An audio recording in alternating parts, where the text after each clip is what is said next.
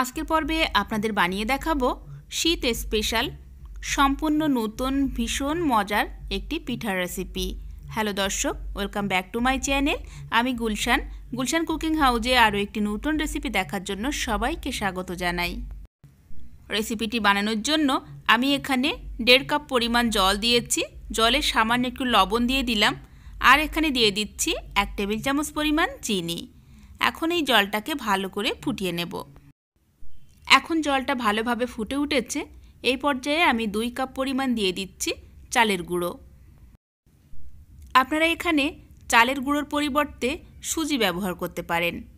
এবার চালের গুঁড়িটাকে আমি ভালো করে সিদ্ধ করে নেব। এভাবে শুকিয়ে গেলে এখন ঢাকনা দিয়ে মোটামুটি 30 থেকে 40 সেকেন্ডের মতো রেখে দেব। এতে করে আটার ডোটা খুব সফট হবে। তো এখানে মোটামুটি 1 মিনিটের মতো আমি কড়াইয়ে ডোটা রেখে দিয়েছিলাম। এখন আমি একটা প্লেটে নামিয়ে নিলাম। এবার হালকা গরম থাকতে থাকতেই আমি এই ডোটাকে ভালো করে মথে নেব। খুব মসৃণভাবে মথে নিতে হবে, তো সেজন্য একটু সময় ধরে আটার ডোটাকে মাখাতে হবে। তো এখানে ডোটাকে কিন্তু আমি খুব সুন্দর মসৃণ করে মথে নিয়েছি। এবার আমি এই ডোটাকে একটু ঢাকা দিয়ে রেখে দেব, তা না হলে ডোটা শক্ত হয়ে যাবে। তো এখানে আমি একটা কটন কাপড় দিয়ে এভাবে ঢেকে রেখে দিলাম। এবার আমি এই ডো থেকে ছোট ছোট লেচি কেটে নেব। তো এভাবে ছোট্ট লেচি কেটে নিলাম। নিয়ে এখন একটু আটাও নিয়ে নিলাম। নিয়ে এখন এই লেচিটাকে এভাবে হাতের সাহায্যে রোল করে নেব। আর এই রোলটা চেষ্টা করবেন যতটা পাতলা করে রোলটা বানিয়ে নেওয়া যায়। যত পাতলা হবে এই পিঠাটা খেতে ততই টেস্টি হবে। তো এখানে রোলটাকে বেশ পাতলা করেই বানিয়ে নিলাম। আপনারা যদি চান তাহলে আরও একটু পাতলা করে বানিয়ে নিতে পারেন। তো এখানে একটা বানানো হয়ে গেছে, আমি একটা প্লেটে রেখে দিলাম। এবার আবারও আমি ছোট্ট লেচি কেটে নিচ্ছি। নিয়ে আমি আরও একটা রোল বানিয়ে নেব।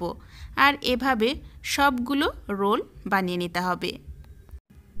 আর এই পিঠেগুলো বানানো এতটাই সহজ যে ছোট বাচ্চারাও এগুলো খুব সহজেই বানিয়ে দিতে পারবে। তো এখানে আরও একটা বানিয়ে নিলাম। আর এভাবে সবগুলো পিঠে আমি ঝটপট বানিয়ে নিলাম। তো এখানে পিঠেগুলো বানানো কমপ্লিট।